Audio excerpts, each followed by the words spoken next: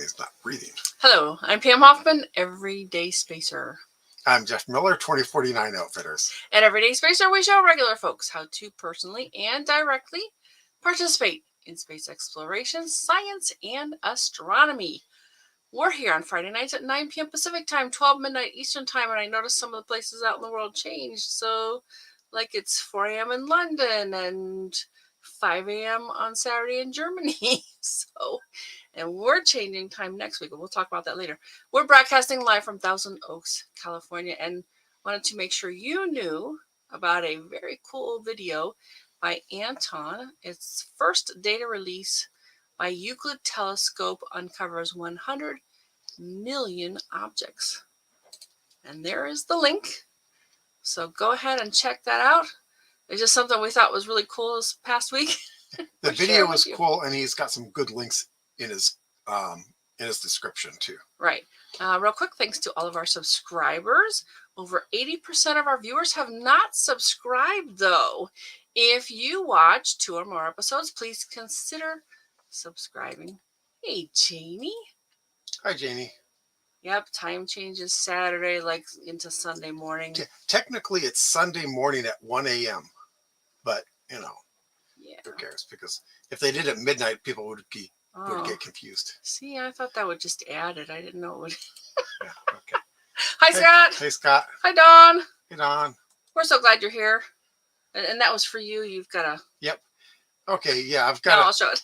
Cybersecurity news here. Just a PSA from the FBI. And it's about election scams, which election's almost over, so these scams are probably over. But they're the same kinds of scams that you'll see other places too. So learning about these is probably a good idea. And so here I'm going to post a link. Yeah, I'm going to post that link. Good. Oh, and I see Daniel showed up. Yeah. Yeah. Hey, Daniel. Hey, Daniel. Yep. Yep. Yeah. So Halloween was just yesterday. Yeah. Yep. So here are essentially 4 or 5. 1, 2, 3, 4. 4. I can count. 4 scams that are going around for the election campaign, but quite frankly, figure any big event, similar scams will be going on. So that makes sense. So look at these so that you can, know what to look for any other big event. Campaign investment pool scheme. This is somewhat unique in that they're promised a return on their campaign contribution dollars if they invest in a pool to fund the candidate's campaign. Wow. And they do it for either candidate because, of course, they don't care. They'll make money. Yeah. And guaranteed to grow and be returned to the victims after the candidate wins. The victims are also encouraged to recruit others to invest in the pool to increase their share of the payout. Now, I mean, this is a variation on the old real estate investment scams. Basically, no one's getting any money except for the people who are running this. Got it. Scam political action committees, just faking being a political action committee. And I wonder how this stuff works. I mean, it's hard enough to make legitimate things work right.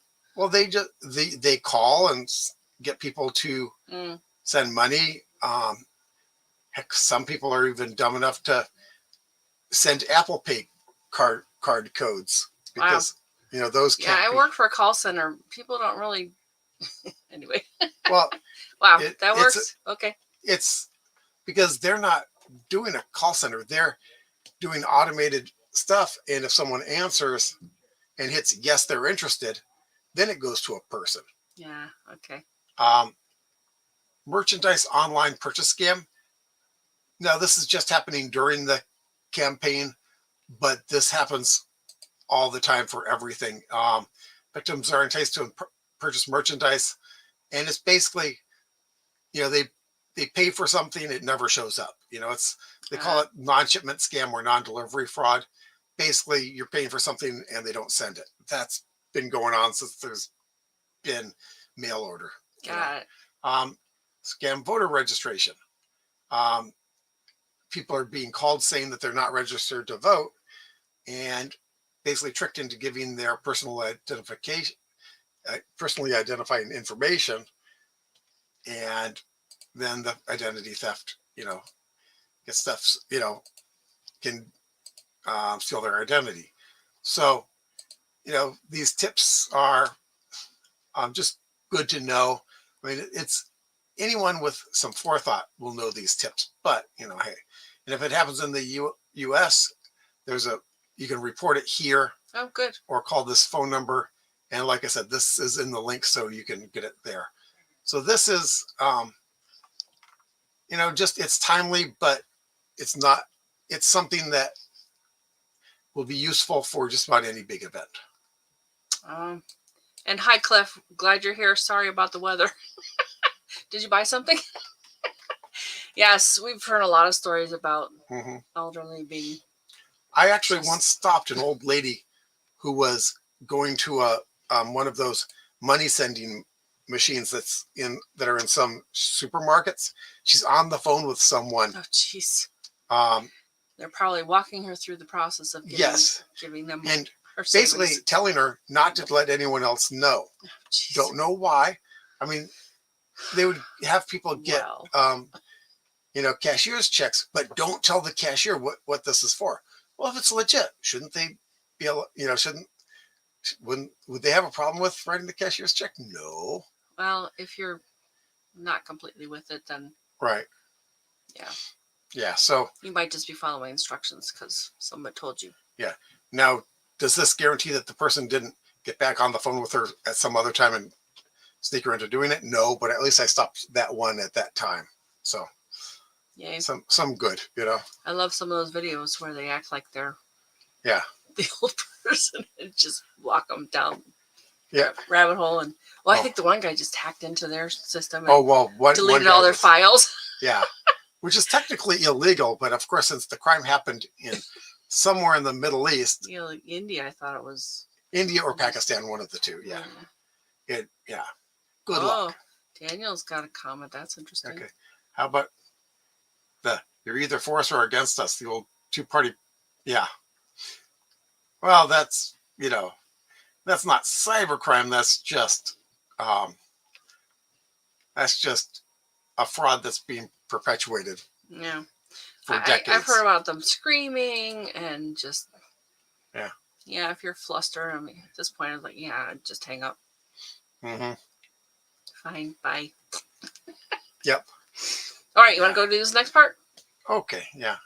Oh, and just so you know, my boss loves playing with those guys.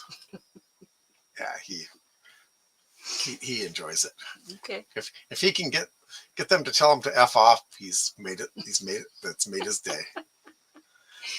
Keep them busy so they don't scam somebody else. Yeah. Nice. And get them to maybe have a heart attack. That's his actual ultimate goal. Yikes. But okay.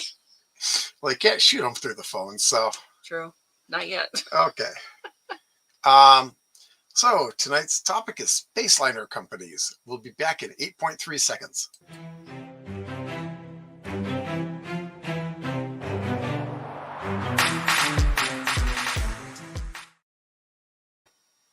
Okay. There's a line there. Oh yeah, there's a link. The line. Yeah, there's a link to the book in the description. So now you can find a link to our book. I don't know why I haven't said it before, but yes. Okay. Okay. Can we take a flight to space like we take a flight across the oceans and countries on an airplane now? Over 30 years, Pam wrote over 30 years ago. It didn't take her 30 years to write it. No, she wrote it 30 years not ago. That one. Pam wrote a paper drawing the parallels between the story of flight and the story of space travel. She imagined that the space flight industry would follow a similar path to aviation. And it's happening right now. Yeah, we're watching it. So let's delve into the companies bringing this dream to life. From Wikipedia, private spaceflight companies include non-governmental or privately owned entities focused on developing and or offering equipment and services geared towards spaceflight, both robotic and human. This list includes both inactive and active entities. There are several things I'm thinking about tonight, so maybe you want to think about these too. First of all is who might offer these flights. Second investing in these next generation space companies might be useful. And can we kind of anticipate the space industry moves going forward by looking at the past aviation industry? A few episodes ago, we covered this huge list. Oh, let me go. But can't we be unburdened by the past aviation companies? I don't even know what that means. So I'm not quite ready for that, but yeah, go for it. That's fine. A few episodes ago, we covered this huge list of private space-like companies in general. Tonight, I'm going to delve into this Spaceliner companies in particular. So I've got a whole bunch of links up here. Most of them are very long. I will not delve into them too deeply, but I'm definitely going to talk about Axiom Space, and it's an active one on this list. Also Space Adventures, active as well, and then Virgin Galactic. And there's some offshoots from those pages that I thought were interesting, and you might be interested in hearing too.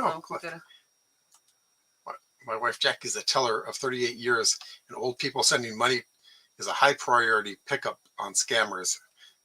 And where this is money getting where the money going is asked. Yep. So I hope they're kind of casual about it. It's just sort of conversational, because I think it'd be a bit rude to ask somebody what they're doing with their own money. Right, but yeah, that is, yeah, and the scammers don't want this victim to tell. Yeah. And one of the things that you've noticed is that in the company name, SpaceX isn't listed.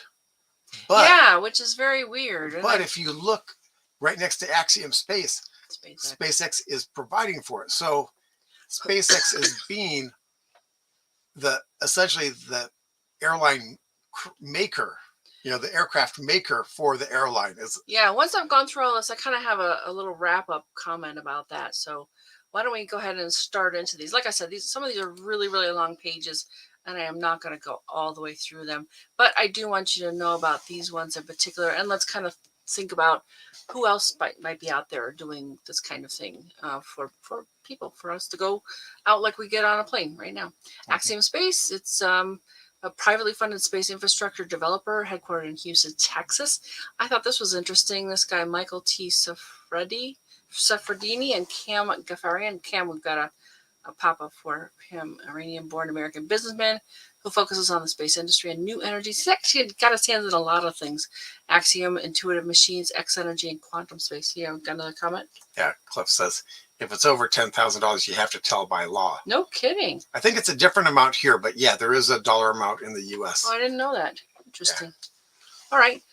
So yeah, these folks actually had their first flight in 2022.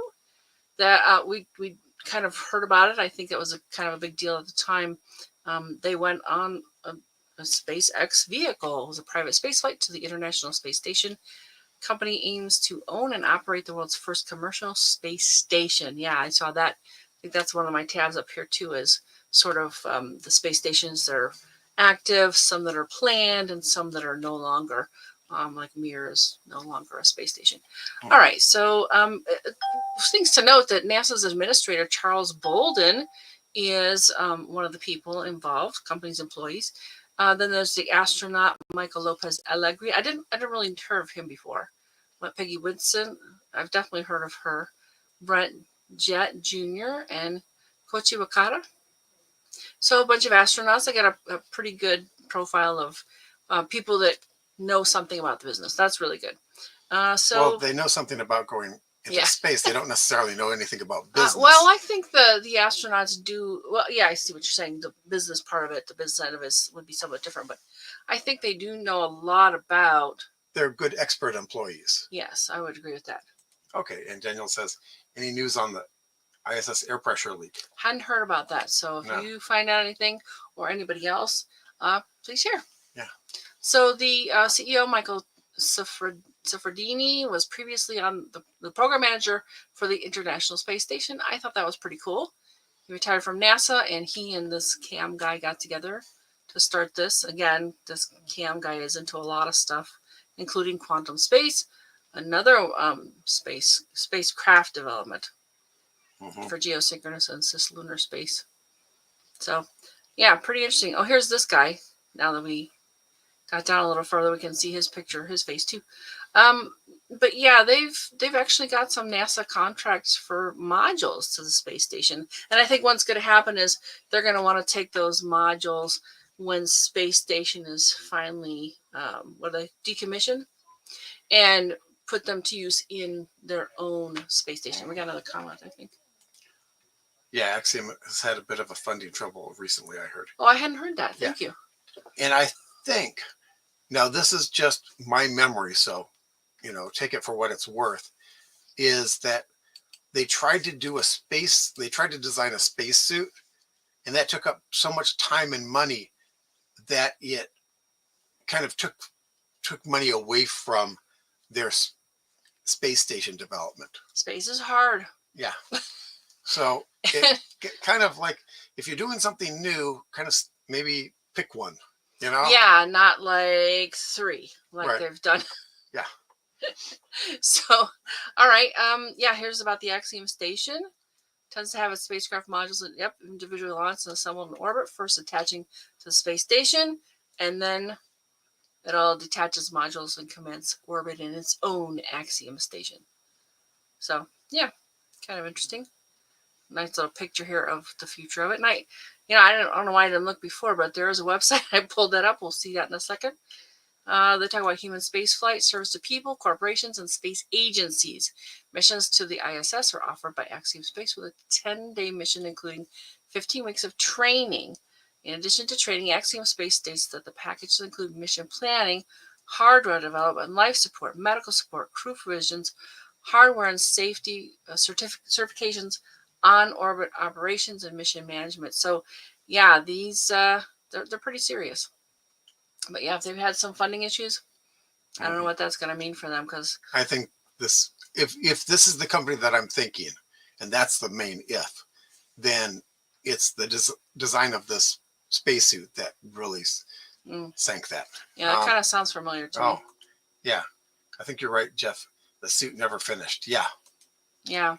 Yeah, there's very few spacesuit companies out there. We actually had a marketing guy from the kind of the main one until recently. There are a couple more, I think, are trying to break into the business. So, yeah, I'm going to go ahead and go to the page right now. I'm seeing it for the first time, so you'll be with me. Let's, because there's a bunch of stuff here about their different flights. Some have gone, some are coming, and mission control. Anyway, yeah, let's go see the page. I have a bunch of tabs to get through. Building 4 Beyond. That was a pretty good image. Looks like a pretty good website. And I think there's plenty here to work with. So, yeah. The suit. There it is. So, yeah, I think they should have just picked one. Yeah, at least to start. I mean, certainly if you're doing well and you're making money. I mean, look at Amazon. They started with books, and now they've gone way past that. All right, so then there's some stuff came out of some of these pages. Commercial astronaut, and we've kind of played with the definition, and some of the other countries have a little bit different idea of it. But in general, this is a person who has commanded, piloted, or served as an active crew member of a privately funded spacecraft. And this is definitely different from someone who's been hired and works for something like NASA.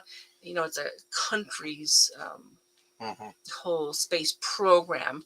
This is a more commercial thing, and these people are paying for their rides, whereas like the astronauts in our country would be trained and be paid to go out in space and serve the greater NASA in general. I would all come back to NASA, but these folks, they go and do it themselves. They're private, and they talk about the criteria.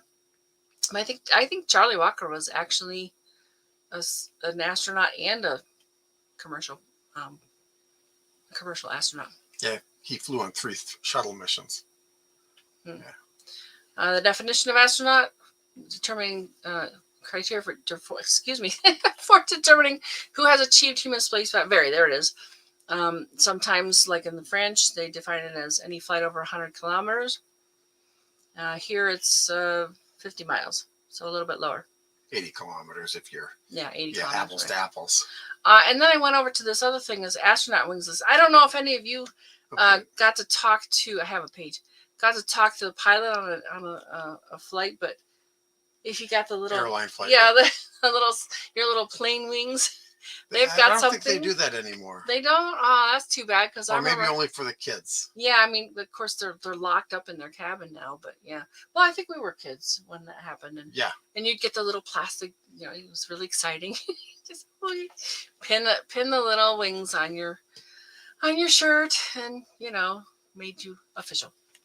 But I guess they have some for the astronauts too, and here they're saying they're astronaut badges, which I don't think is quite as fun as getting your wings.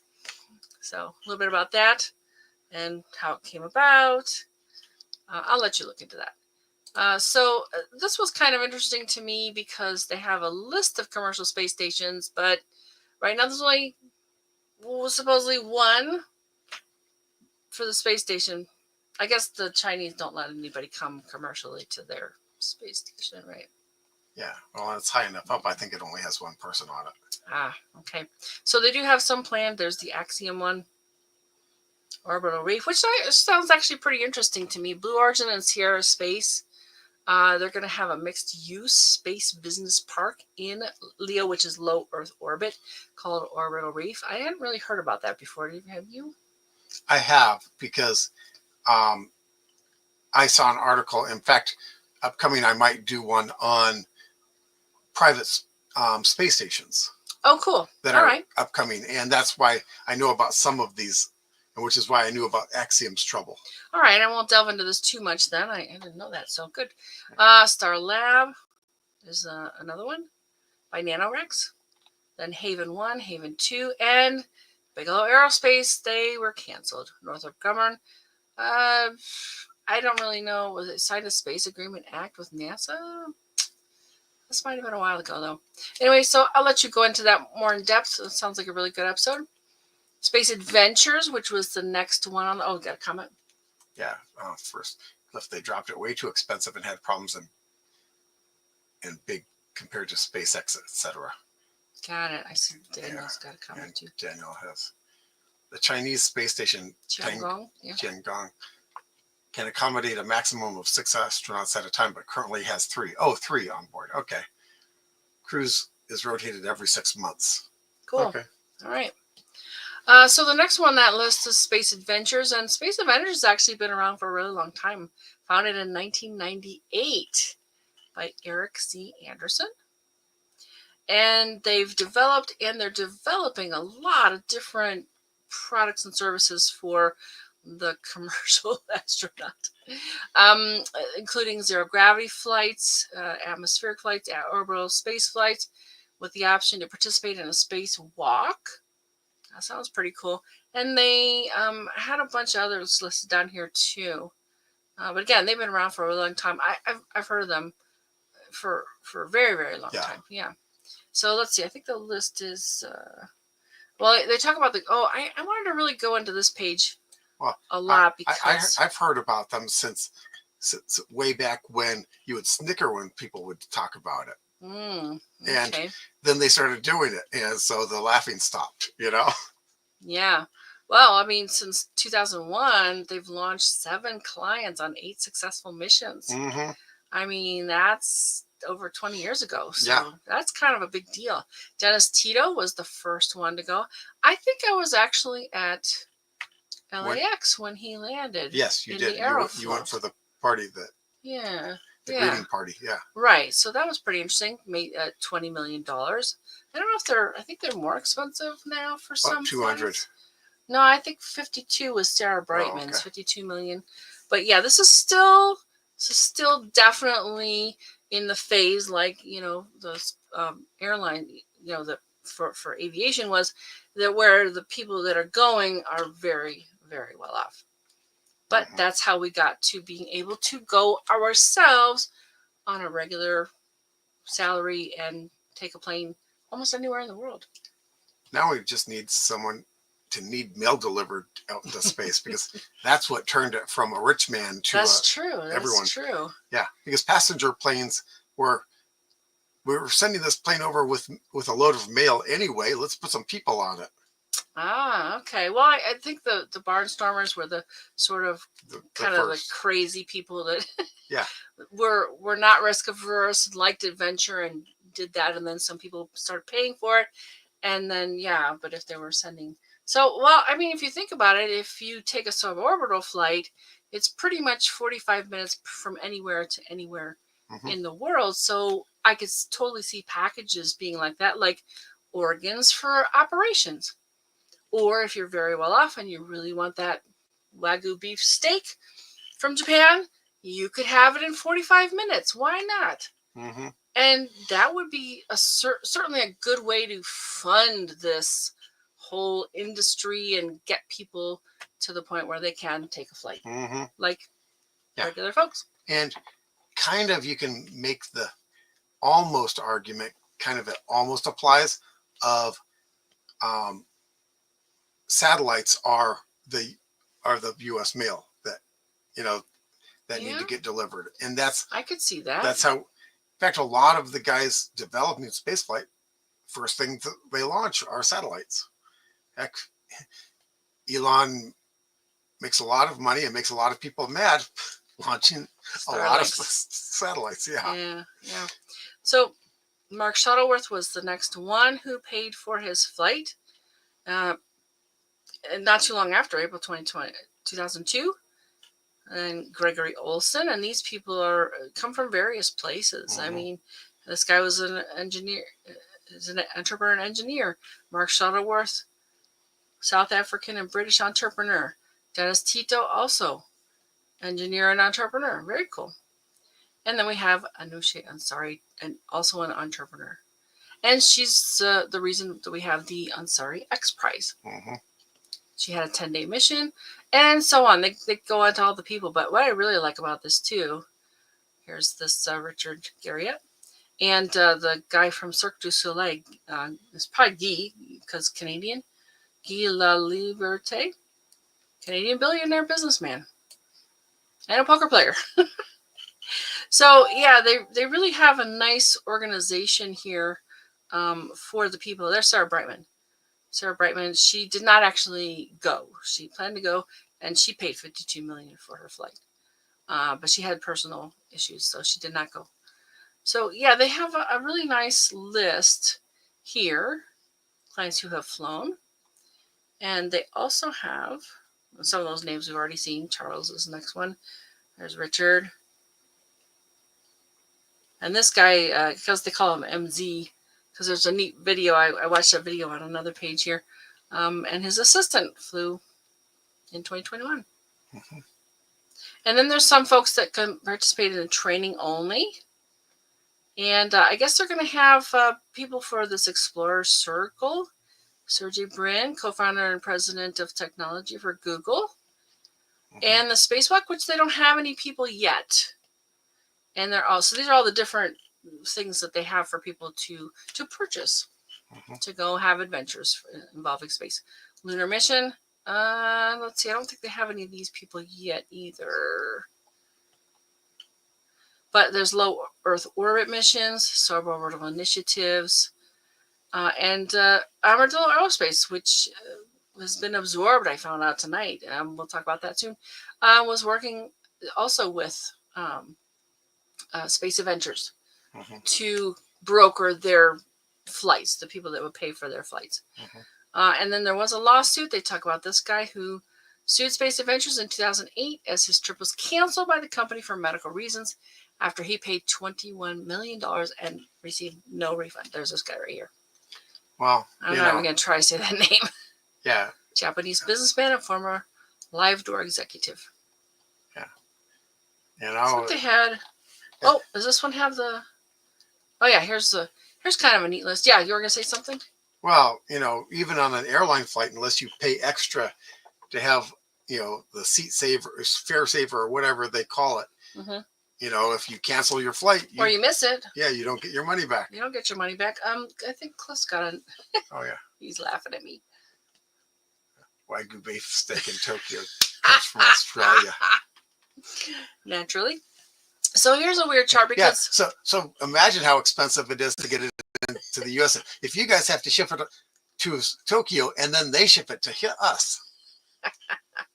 That is funny, though. And I didn't know that. Thank you. So here's a neat chart of space tourism organizations, vehicles, living in space competitions, active and defunct. But what's weird here is Bigelow Aerospace shows up here, but it is not active. So, when you read these things, understand that they're edited by regular folks. It might not be updated. It might not be updated. In fact, I remember finding something which I fixed, and I was very careful because a lot of these things you can edit them and then they'll just reverse them.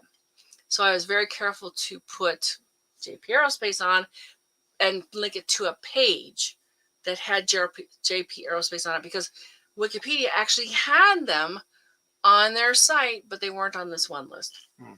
I haven't done very much with this, but so yeah, this is going to change. I mean, look at how many different airlines were and are no more. Pan Am, and which was coming up. New ones come up periodically as well. But I thought these were pretty interesting charts with the space tourists. And I don't know why. I guess it's missions past canceled. So these are those names again. But just an interesting and it's somewhat different format. So here we go with this company, Space Adventures. Again, they've been around a long time. They've done a lot of things. There's a really good. Okay, so there's about I don't know, 6 of these. Let's see if I watched one of these. It's a little bit long, so here it is. MZ 12 Days in Space. I'll just play a minute or two of this. I thought it was kind of interesting for this guy talks about his experience. This is the Japanese businessman, so it's always fun to see someone in a spacesuit. Big fight.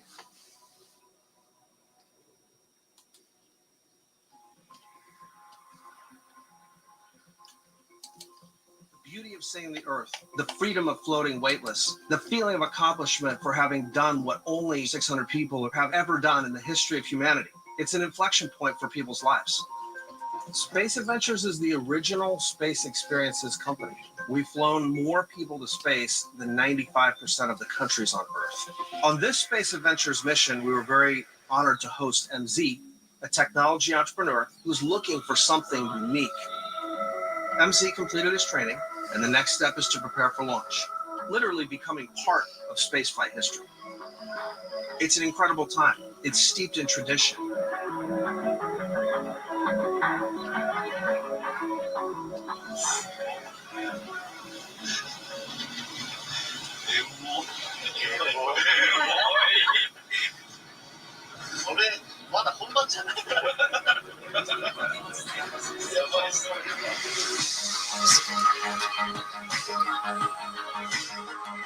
Well, we can.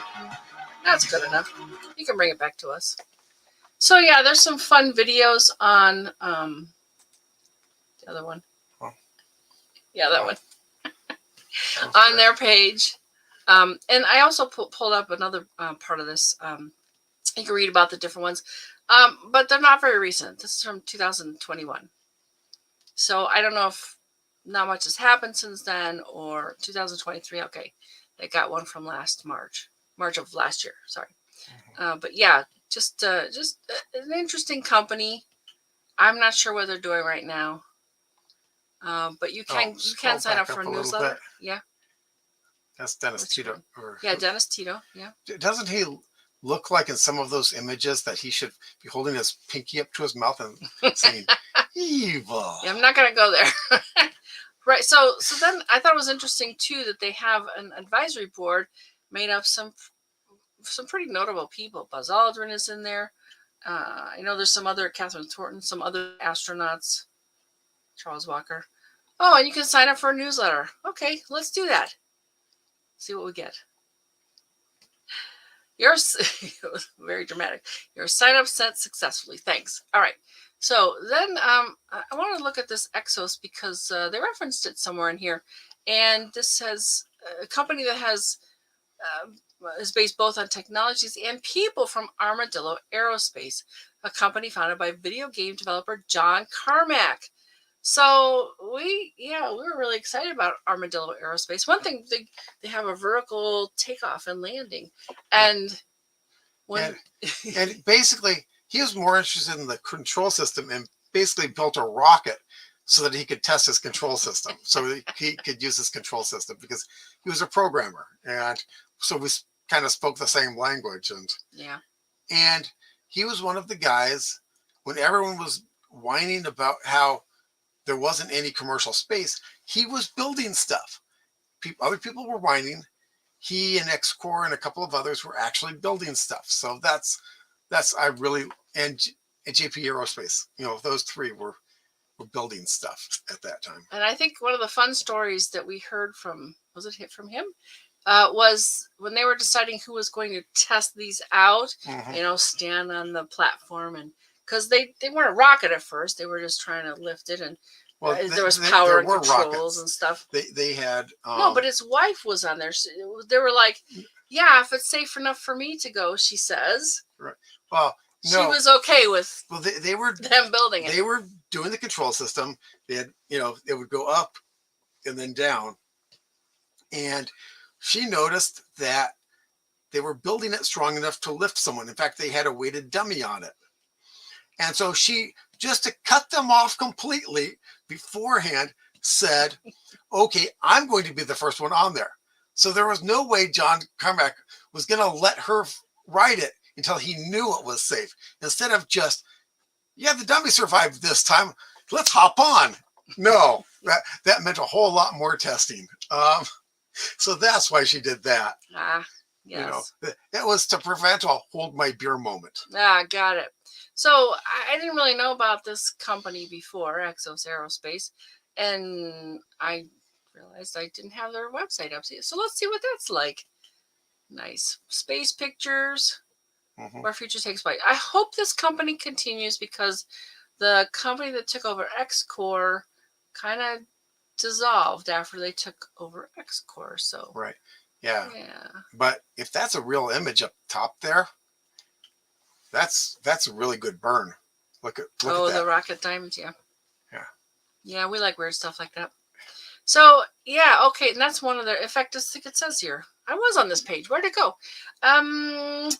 Let's see. Become premier provider of orbital transfer solutions, delivering payloads from rideshare orbits to their desired destination. Yeah, this is. Oh, here it is. Photo. There it is. Photo. Compliments of Armadillo Aerospace. Can you see the top of that vehicle in the photo? No. Yeah. Okay. Oh, maybe it's no. That was the vehicle. This vehicle, they had a less refined version of that before. That's what they were thinking of hopping on. So that's pretty much the vehicle that his wife put the kibosh on them, manually testing it. I think I'll sign up later though, because I want more stuff. There was another part in here I thought I wanted to mention. Oh yes, they were founded in May of 2014. Former employees of Armadillo Aerospace were a significant part of the founding team. They were created to carry on the reusable commercial spacecraft started by Armadillo. In fact, they were in some of the former facilities. Yeah. In Texas. So, moving on, I'm going to go ahead and talk about Virgin Galactic next. And they've been around for a while too now. 2004, it's 20 years. Yeah. 20 years ago. Wow. Of course, you've probably heard of Virgin Galactic and Richard Branson. And I thought this was interesting. He's now controlling 5 companies instead of the 400 he used to have. So one of them is Virgin Galactic. And they've things have changed. The Virgin Group owns part of it. There's another one here. Where is it? It's another group that owns part of it. So it used to be, I think, all of Richard Branson's, but yeah. One of the most important things about this too was that they were part of the X Prize and launched this White Knight. Well, they didn't. They bought the company. Oh, that's right. Yeah, it was Skilled Composites. Skilled Composites. Yeah. Ran it, but then they were like, okay, so it's successful. We'll order some. And that was Bert's exit strategy. He basically designed it. He built it up to get sold off, and retained a piece of the action. Yeah, he does have a piece of a couple of because these, I think. Bert's not only a really good aircraft engineer, but he's also a pretty darn good businessman. Yeah. And so he sold off a number of aircraft designs, and he basically makes a lot of money getting that in, and that's probably what he did here. Right. And I think they've got like some 800 people that are interested and have put down a down payment on to fly. So yeah, the price of a reservation was $450,000 in June of 2023. Virgin Galactic launched its first commercial space tourism flight called Galactic 01. Yeah. Galactic 07 on June 2024 was the final flight of Unity as the company shifted focus to its Delta class. So they've gotten different, it evolves. They always evolve to different rockets and different systems. And in fact, there's a really cool picture. Basically, as they learn. Right. There's a really cool picture of rocket engines that Elon Musk has refined and simplified. Very much simplified. Oh, yeah. Like the first version, tubes and stuff yeah. everywhere. It's crazy. So, the 10th version or whatever, and it's just so streamlined. Oh, I think there's a comment. I met the people starting via space in Florida at Shuttlefest. Yeah, they're not on this list either. They're using 3D printed rockets to put payloads into space. Payloads into space, okay. Yeah, so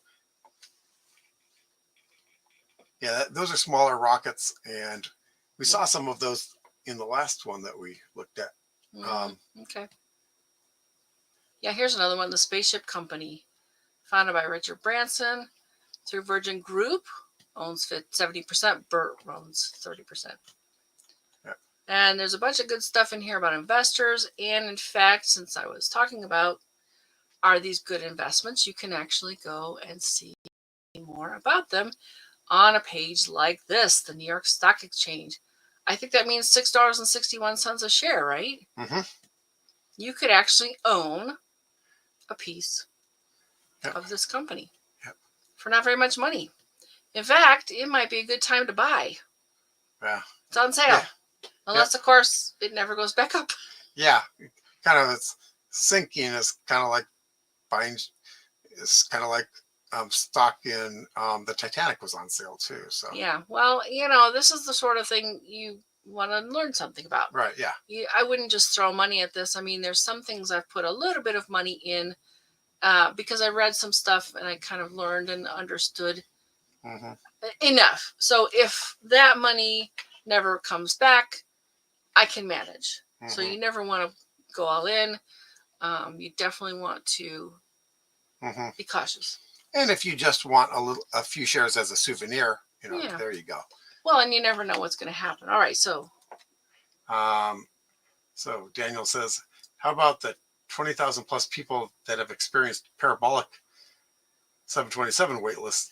There's 20,000 plus people. Yeah. Wow. Go 0G. Yeah. I would say yes. I would consider them part of the Spaceliner topic. Because it's definitely got the kind of the ingredients. You can buy a ticket. They're not actually that expensive. What is it, Daniel? Like $5,000, something like that. It is a great way to get a piece of the experience. Yeah, if you're dreaming about this, is a great way to kind of move yourself along that path. And it's not that expensive. Yeah, it's not that expensive. Plus, I understand it's a really great experience. So good point, Daniel. And I didn't actually. Because I was working with this list here, but they're definitely one of the companies involved with this. Dan says basically $10,000. Oh, it's $10,000 now. Okay. Yeah. All right. Good to know. Thank you very much. So let's see. So is there anything else on here? Early history and background. You can read all about this stuff. Yeah. All right. So I'm going to go ahead and move to the Spaceship Company because I found that link in there. Let's go take a look. We've kind of read about a little bit about this. What else was in here I wanted to talk about? History. Good stuff. I didn't really know too much about this. White Knight 2 and Spaceship 2. Their scale composites still got their part of it. Oh, but there was a big explosion, so they've had to do some things a little different. Was this at the VSS Unity? Uh, Well, I don't remember. One of them had. How do they say we've had an anomaly? Yeah. I hope they've refined their Yeah. their solid rocket boosters. Yeah. So I don't know that there's too much in there that I really wanted to tell you about, but here's, and the thought is like, who's going to develop what and how, or how far are we going to go? Are we going to be able to actually take flights for maybe $10,000 at some point? Yeah, we got another. Yeah. Heck, Richard Branson lives here in Noosa on Makepeace Island, I guess. Wait, I thought. On the Noosa River, 30 kilometers away from where I work. Oh, no kidding. Okay. Well, he's probably got a bunch of things all over the place. So there was this interesting page too about private space flight, and I was looking at this chart here. In fact, I made a bigger one of it. I don't completely understand this, but I do see a couple things. Oh, state missions, yeah. Yeah, the United States, we've done a lot, but look at what Russia's done. They have launched many, many, many rockets. Yeah. And then some other things. I didn't understand what's at the bottom here. Oh, these are private missions, so it's just the same graph going in the different I see. direction. State missions, private missions. Yeah, so I failed to read this part. Thank you. Yeah. And a timeline in the middle. Yeah, so I think it's it's interesting too how we're switching from one to the other. What do you mean? Well, it's been heavy over here, and now it's heavier over here. Right. Oh, okay. There are fewer of these state missions and more of these private missions. Yeah. So. Yep. So. But still, really, and I don't. Maybe the numbers. Well, those are probably satellite launches. Oh. Not. Not NASA. Not military. Okay, that makes sense. Yeah, I didn't delve into this one too far, but I thought it was interesting to have it as part of this. So yeah, so just wiki private space flight if you want to dig into this. Private space flight. And actually, let me just grab the link and give it to you. I'll make it easy. Oh, why do that? Yeah, I'm gonna make it easy. I'm losing my voice all of a sudden. I don't know why. All right, so let's see. Where were we? I don't think I have a whole lot to go. Oh, I did want to talk about spaceports because, like we have airports, we have spaceports, and this is one of the best, well-known ones in the world, Spaceport America. It is in the United States in New Mexico. So I did look at a little bit of this, but there's quite a bit more. Yeah. Like this thing. I think I looked at this video. Yeah, it's an aerial tour of Spaceport America. Very nice. Yeah. Very nice. And they do some cool stuff there that I didn't know about. Like there's an annual event with, Spaceport America Cup. Yeah. And I don't know what this one is. It could be more like, how it came to be. Yeah. It's an active test facility and is closed to public access. Launches at the site are not open to public viewing and are subject to scheduling changes. Private tours of the facilities can be arranged through our tour provider, Final Frontier Tours. Please go to the visit page for more details. So you can go if you have a tour. Yep. Let's see. Was there anything else in here I want to talk about? I think there's I was kind of surprised. Oh, no, that's not it. But this is a good place to say. So what's it all about? Space tourism. Actually going for regular folks. And I mean, we do this. We take tours on airplanes. We go and visit. We go for a bunch of reasons. We go for travel. We go for family. We go for business. There's all kinds of reasons that people take an airplane. And I think we will do that too when we get to go to space. Right. But it's kind of still back in the point where people would fly an airplane to fly an airplane. Nowadays, people fly an airplane to get somewhere. So, so we're still in early stages. We're not to the point where people are, getting on a rocket to get somewhere. They're getting on a rocket to be on a like rocket. The 45-minute trip over from United States to Paris, for example. That would make a great trip. Yeah. Yeah, what do we got?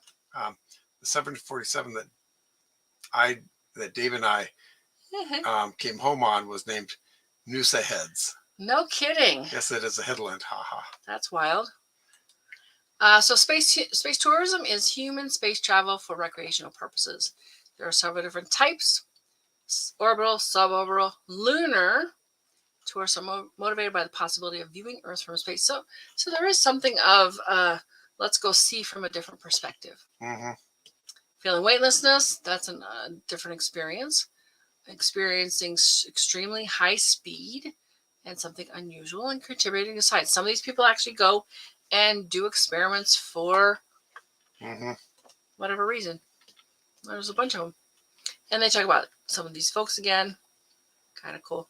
Now, where's the one? Oh, I think all of the world's spaceports in one map. I should have put this one before, because I was very surprised to learn that there are 28, 22 of which are still active in the world. And here you get an interesting idea. Spaceports are these little blue Jupiter-looking things. Ballistic missile testing. This supports suborbital launches, and these are proposed sites. So these kind of orange ones, we see a bunch around here. And there you go, Cliff. A couple in here. Yeah, there's quite a few proposed. They don't say what the black ones are. Oh, well, maybe we can read some of those, because I blew it up. Oh, and we can see Colorado Air and Spaceport. Well, let's see that one. We don't know what that looks at yet. It is one of the black ones. Yeah, okay. I saw it before. So. Okay. Commercial suborbital site at airport inland. No launches to date near Denver. Oh, maybe black is something that hasn't happened yet. Well, and they've got another chart up here. Gosh, stuff in England even? Wow. Yeah. And here's the thing. It really has to be in a very specific place for very specific reasons. Unless they want polar orbits. Yeah, most flights are going to be near the equator to take advantage of the rotation of the Earth. You actually do get something from launching near the equator because of, and they always go in the same direction. They never go opposite the rotation. Yeah, that's why the French launch off of Guyana. Yep, because there it is. It's one of the closest places. Or the European Space Agency launched from there, But yeah, there's some really good places that might be getting into the game. Well, in fact, that one in Brazil right there, the proposed one, the yellow. This here, yeah. That'd be almost perfect, because I think it's exactly on the equator. Proposed equatorial launch site ideal for GEO missions. Yeah, and anywhere these can really make a difference for the economy in those places. This one kind of wild, especially for rockets. I mean, yeah, it's proposed, but I mean, if you're gonna do a JP Aerospace, and they're not on the list either. JP Aerospace, I see the potential for being a Spaceliner completely with them. Yeah, Michigan, especially they've got it in the UP. For one thing, getting you want to launch something into space, getting the something to the UP can be a bit tricky in a lot of times of the year. You got this big waterway thing going through here, so yeah, that's part of the problem, is that most stuff goes by road or rail. And waterways, a lot of stuff goes to waterways there. Yeah, I'm thinking that someone's getting a lot of funding to is going to old folks' homes, trying to get funding from grandma and grandpa. Well, I just thought this was a really interesting chart, and that 22 out of the 28 are still active. Oh, this was the annoying part, though. Yeah. But the good thing about the Michigan site is that there's no one up there. Yeah. They don't have to worry about. Oh, here we go. The world's major spaceports. The graph above is detailed of many types of rocket launch sites, but we'll focus on major sites that are sending satellites and passengers into suborbit, orbit, and beyond. And a lot of them, United States. Showing 1 to 10. Oh, and it keeps going. There's a whole bunch of pages here. Let me go ahead and grab that for you too, because I think this would be interesting to browse through. All right. So let's see. We might be getting close to the end of the ones I had in mind for you. Location's important. Yep. And we talked about why. There's the big map. Oh, what is a spaceport? And I'm going to say Avada Kedavra because that's way too many ads. Way too many copies of the same ad. Yeah. Maybe you think Star Wars, but maybe something more like San Francisco and Star Trek. But they are a real thing. Spaceports are a real thing. Just like an airport is where you might catch an international flight to your favorite holiday destination, spaceports are ground-based facilities where space organizations, both national and non-commercial, launch craft to space. Yeah, we got a comment? Yeah. The rotational boost of the Earth saves about 1,400 miles per hour. Lots of fuel. Yep. Yeah. Thanks. That's great, Cliff. Whether it's satellites and rockets or the increasing number of flights being developed by the private sector, over the coming years, it's the kind of thing we're likely to see more and more of. And I think like a JP aerospace type, you don't even need like a lot of safety things involved because it's not a rocket. You're not launching a bomb. Mm-hmm. The evolution of spaceports, the first one was Baikonur. Does not surprise me. In Russia, Cosmodrome in Kazakhstan. The launch place of the first ever satellite, Sputnik, and Yuri Gagarin. In 1961. Oh, I don't know about Tim Peake. Tim Peake, launched from Baikonur. 2015. Development of commercial space flights. Spaceports are no longer just something being developed by governments, but are increasingly becoming more open and commercial sites. They can be designed for both horizontal or vertical launches. Oh, which actually... Oh, where are they? Another one. Let me go back to... where is it? This one. Because that tour video talked about both horizontal and vertical launch facilities. Right. So if you were, say, coming in like the space shuttle used to do, and you need a long runway type of place to land, what did they say? 12,000 feet? Mm-hmm. And while we're watching it, I'm like, how does that compare to an airport runway? Is that... It's longer. It's longer by like what? Is it 10 times as long? I don't even know. Well, 12,000 feet is more than 2 miles long. Okay. So I thought this was a pretty good article too. I didn't read the whole thing. Kennedy Space Center, Rocket Lab. Oh, New Zealand. Okay. Was that on the map too? It's got to be, right? I bet Cliff knows. So this way. Yep, there it is, Rocket Lab. But that's pretty far away from the equator, isn't it? Somewhere around here. Yeah, so they're going for polar orbits. Ah, okay. But it's not terrible either. I mean, that's just it. The equator is the best place, but anywhere close to the equator is better than someplace farther away. Right. I don't think it's important. The location is quite as important for an orbital. For a polar orbit. Right, yeah. It's not. All right, I'll tell you what. I'm going to stop it here because that's my last one anyway. And I'm losing my voice. Okay. Which doesn't happen very... Oh, I do have a little bit to clear up. So are these spaceliners like airline companies? I'm not sure about Axiom or Space Adventures. Virgin Galactic does definitely feel like it has the potential. And I don't know why SpaceX isn't listed on here, but it is kind of reminding me of like Boeing makes the jet planes, but they don't operate an airline, do they? Right, and I think that's their role here. Well, except for this part. Elon Musk keeps talking about taking people to Mars. Will he eventually have a Spaceliner too? And gosh, is there a better name? I keep thinking airline, Spaceline, but I don't know. I kind of want a better name. What do you think? I like Spaceliner. You like Spaceliner? Okay, I'd love to run a Spaceliner. Yeah. That'd be cool. I'd love to run JP Aerospace vehicles. Yeah. That'd be great. Okay. Yeah. You? I'm out of voice. I think Elon Musk would be better running missions to the moon. Yeah, running people to the moon. Because then they can build stuff to go to Mars if they really want to land on a planet again. Oh, yeah, the Mars-moon argument. Yeah. I say both. Yeah, well, yeah, I say one can lead to the other. Yeah. But I'd rather land on Phobos or Deimos than get into the gravity well. Okay. Okay, some stellar events this week, November 1st through November 8th. Oh, I got it. Yep. Musk talks about Starship traveling point to point on Earth. Yeah. That would make a great trip. Yep. You can go anywhere fast. Yep. It's expensive, but fast. Yep. And the price can come down. Yep. It's the beginning of the month, so look at starmaps.com to get your free 2-page printout about what's going on in the night sky. Yeah, we got another comment. You ready? Okay, sure. I'm going to skip that one because of my voice.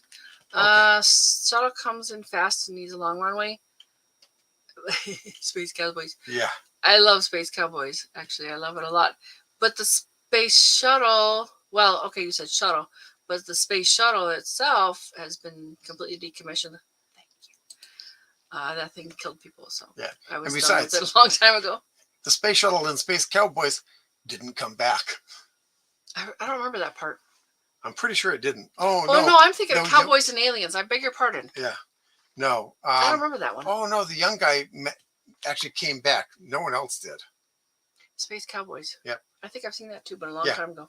Yeah, they got a bunch of oil men from an oil rig to Yes.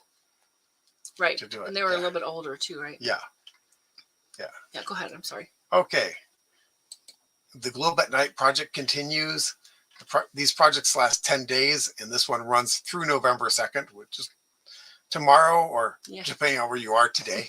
In the northern hemisphere, you look for Cygnus or Pegasus. In the southern hemisphere, look for Grus. Oh, and Elon was talking about point-to-point years ago. I didn't know that. Yeah, well, people were talking about point-to-point in the 50s, in the 40s, actually. Oh, yeah, I got to see a Delta Clipper, or DZX. Yeah. Go up, move over, land. Yeah.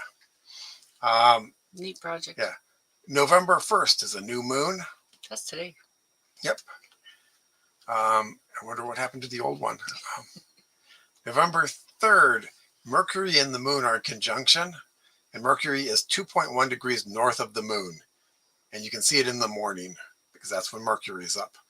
And Antares is 0.1 degrees north of the moon, and you can see it in the evening. Because Antares is up all night, but I guess the moon travels a little bit during the. Yeah, it's 50 minutes east every day. Right, but what's Cliff talking about? Wrong? What's wrong? What? He's talking about the moon, maybe? I don't know. What were you saying? I don't know. Cross? Tell us more, Cliff. Okay. I think we're here. Also, on the 2nd, time change in the. Oh, Clint Eastwood movie. Yeah. Oh, Space Cowboys. Space Cowboys. Yeah. Yeah, it was a fun movie. I liked it a lot. Although I think they changed it in a later printing of the movie. Oh. But in one of the movies, they're walking out in their spacesuits on the asteroid. And if you look at the asteroid, you can see the silhouettes of grass. Oh, yeah. So that gave me, Oops. they gave us a bit of a giggle. I think they fixed that. I think they airbrushed that out. You don't think it was an Easter egg? I don't think so. I don't think it was on purpose. Okay. But so time change, the 2nd/3rd. So Sunday morning at 1 a.m. the time changes. Yeah, here. some clocks will change themselves, and some you're gonna It's always get fun to in our church house. early and figure it out later, Yeah. or late or something. Yeah. Whichever way it goes this year. Yeah. So if you're not in the U.S., our show time will change for you next week. November 4th, Venus and the moon are in conjunction. Venus is 3.1 degrees north of the moon. November 5th, the moon runs low, and I think I've run that joke into the ground. Yes. And it's election day here and Guy Fawkes Day in England. And the meteor shower. The southern Taurids are best seen after midnight, and they have a 10 to 20 per hour peak rate, which isn't terrible, one every 3 to 6 minutes. it's not fun, sitting there waiting for 3 to 6 minutes to see something, but 1 minute feels long. yeah. Oh, during Anton's show, Anton Petrov, his show, October 17th, 2024, we learned of the name of the comet from this meteor shower. Yeah, that's been a blank space in my chart for years. Yeah. The comet's name is 2004 TG10. Okay. Apparently, no one famous found it or predicted its location, so it doesn't have a name like Halley's. Oh, that wasn't the asteroid one? Okay. Russian satellite with weapons? Okay. Space Cowboys? Is that what it's called? I don't know. Don't know about that. Talk about the moon. Yeah. Okay. We'll look it up later. Yeah. Well, the good thing about the meteor shower is that it's a good moon for it because it's basically between the new moon and a few days old. So it's 4 days old. Yeah. And the moon sets before midnight. So yeah. Awesome timing for this one. Yeah. November 7th, Pluto and the moon are in conjunction. November 8th is the first quarter moon, or November 9th, depending on which source we read. Also on November 8th is our Friday night show. And we're doing a citizen science project. It's been a while. Yeah. Find us Fridays at 9 p.m. Pacific time on the Everyday Spacer Facebook page and the Everyday Spacer YouTube channel. What inspires you the most for this week? I'm going to do this next part. Yeah. Okay. If you or someone you know has done something interesting involving space exploration, science, or astronomy, we'd love to share our live. Join us again next Friday, November 8th, where we'll be looking at S+ Science Hunters. It's a Zooniverse project, and it's actually a Brazilian project that allows us to hunt for galaxies, peculiar stars, asteroids, and more. And basically, I think they're looking for one specific thing, but as long as you're spotting things, here, mark these other things too. And we'll hand the data off to someone else, I think is what's going on there. It's very colorful. Yeah. And Dawn says, thank you for. Yeah. Thank you very much. Yeah, thanks, Dawn. One quick thing.